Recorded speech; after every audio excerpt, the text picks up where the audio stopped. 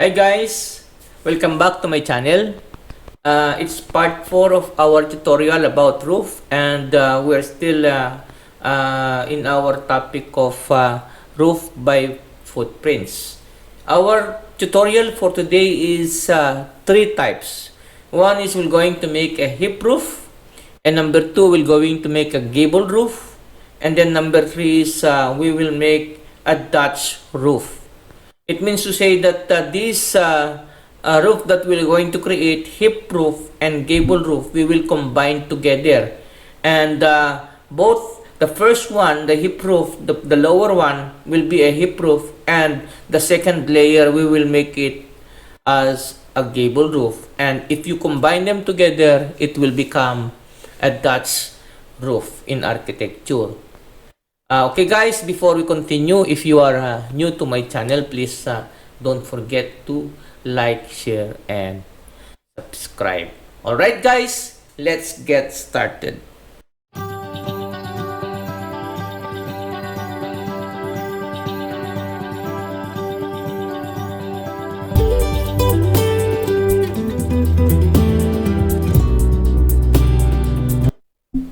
Now guys, my Revit is open, and now what I'm gonna do is I'm going to open this part 2 flat roof that we have created earlier. Now that it is open, next that I'm going to do, I need to create another level. I'm going to create level 5. So I'll go to south elevations. I double click the south elevations, and then in south elevation I'm going to create a new level, and we will call it level 5. First I'm going to click this, and then click this level 4, and then right click it and create similar. And then next that I'm going to do is I'll click this pick line. I'll pick this line, and I'm going to offset it at 3 meters. And then I'll place my mouse here on level 4 and click it. And then there is our level 4. And then I hit escape twice. And then next that I'm going to do, I'll drag this out.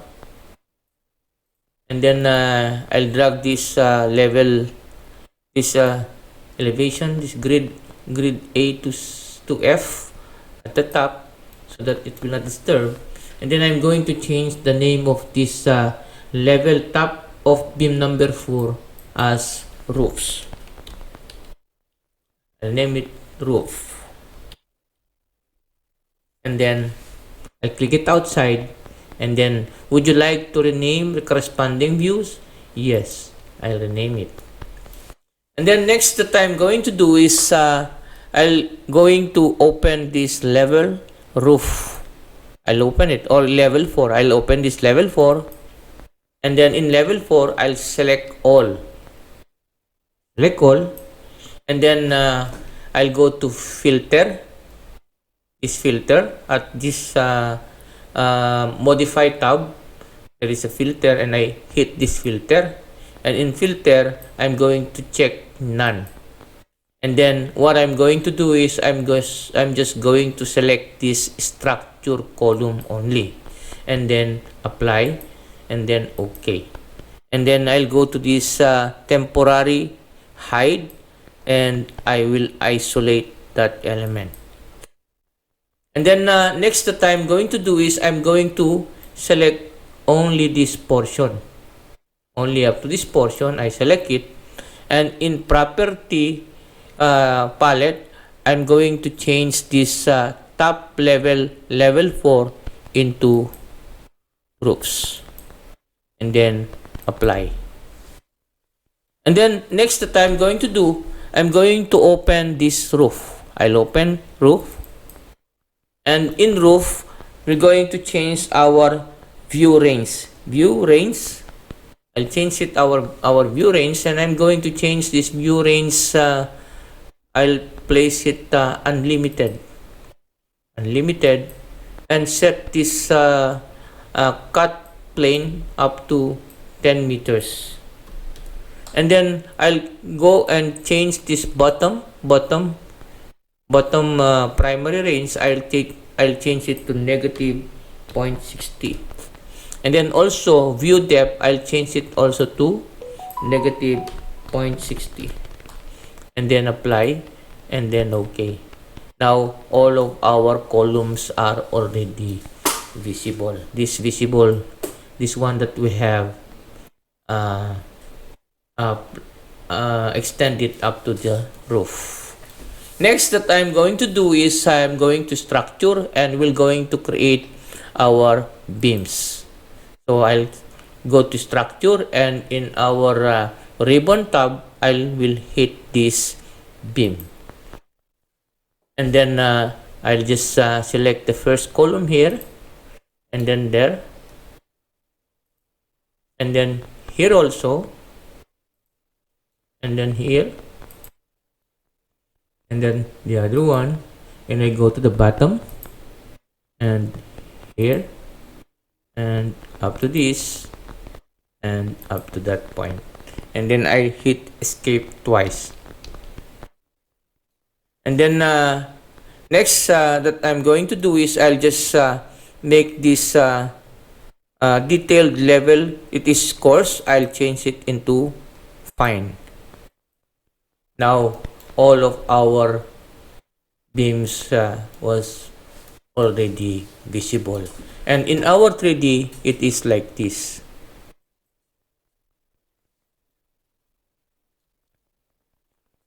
Now I go back to this roof, and I'm going to create another beams from this to here.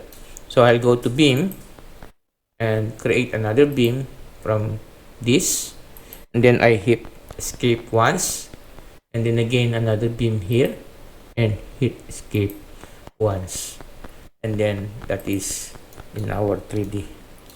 And then next that I'm going to do is we're going to create a roof. I go back to roof, and we're going to create a roof that is a hip roof we will going to make.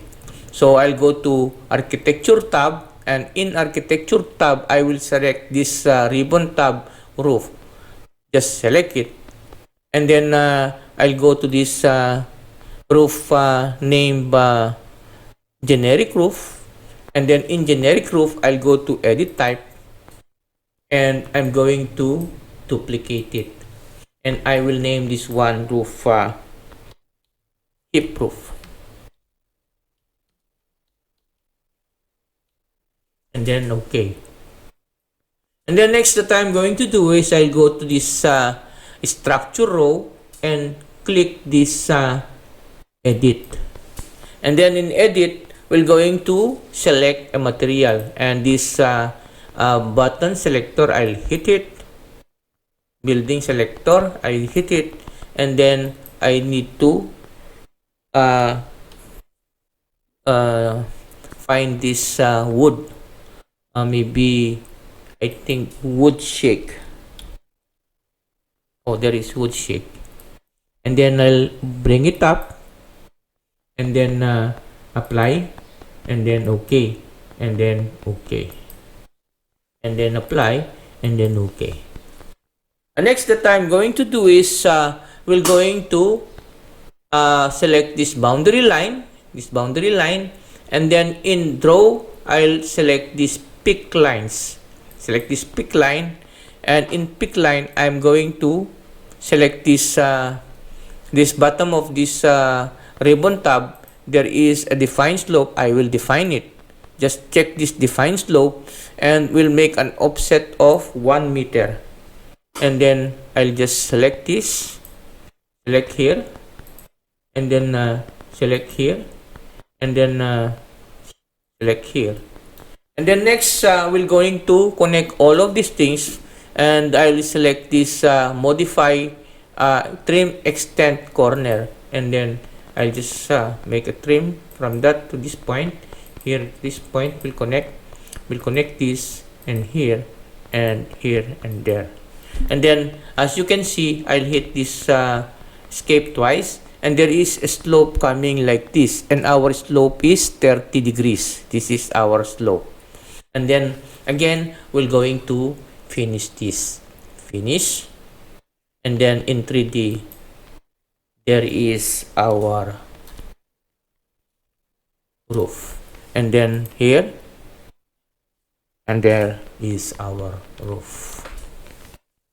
Now next that we're gonna do is we're going to edit this roof, and we will combine this roof into a gable roof. What I'm going to do is I'm going to select this roof, and here there is an option. There is an option of cut level. So we will cut this roof up to 1.5 meters. So I'll cut it. And then my base level is roof, and then I will cut it at 1.5, and then I'll go and select this 2 cut square, and we'll make our fascia depth of maybe 0.30, and then apply, and there it is already cut. Now next that we're gonna do is we're going to make a gable roof here at the top of this cut roof. We'll combine 2 roofs, and then when we combine it, we will join them together, and the name of this type of roof is what we call a thatch roof. Now I'll go back to this roof level, and then to create a roof. From architecture tab, I will select this roof, select a roof, and we're going to make a gable roof. And then next that I'm going to do is we'll need to offset this base offset from 0 to 1.5 because our cut is 1.5. And next is that I'm going to select this, pick a line, and just pick this and pick this, and then I'm going to offset 0.20 and pick this line and pick this line. And then next that I'm going to do is we're going to connect all of these lines. So we're going to click this trim extend to corner. I'll click it there and click it here, and then click it here and click the other side. And then again, now because what we're going to do is a gable roof, I'll select this and remove this slope. That is the meaning of gable, without slope. And then I click the other side, and I will uncheck this define slope. And then there is a slope on this both side. Now make sure that our slope is also the same as this slope, 30 degrees. And then we're going to finish this. Okay, finish. And then in 3D, it is like this. Now we have combined 2 roofs. One is hip roof, and the other one is gable roof. And then next that we're gonna do is we need to join these 2 roofs. And we'll join it. We go to just select this or go to that modify, and there is a join geometry. I'll join this geometry and this geometry. Now there is no more line. They are now joined together. And next that we're gonna do is we're going to make we'll close this because it's open. We're gonna close it, and we'll go back to roof. And then in roof, we're going to create a wall. And then in wall, I'm going to select this generic wall brick 0.90, and I'm going to change this base offset to 1.5, and then apply, and then I'm going to make a wall, and then escape, and then another wall here and here, and then escape. And then in 3D it is like this. Now next that I'm going to do is I'm going to attach this wall that we have created from this roof. I don't care about this height because when we attach it, this will automatically join together. So I'll just click it and there is attach top base, and then I click it here, and now there are already attached. And the other one, I'm going to attach it also. I just click this wall that we have created, and then go to attach, and then attach it here on this other side of the roof. Now guys, here is our combination of hip and gable roof, and that is called Dutch roof. Okay guys, that's it for today, and see you again on my next video. Okay guys, Pierre Milenge, till we meet again. Bye bye.